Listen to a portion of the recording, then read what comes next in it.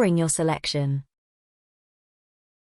We now need to store the record that we have selected from our data table.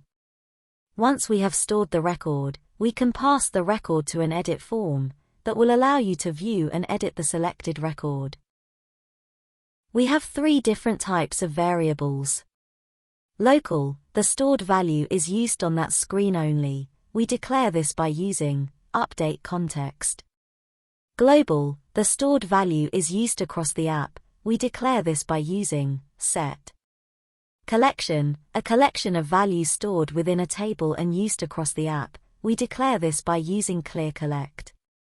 We are going to use a global variable as we need to pass the data to another screen. Select the data table and the onSelect property from the property drop-down. Type the following formula. This formula will store the selected record within the global variable that we can now pass to the edit screen.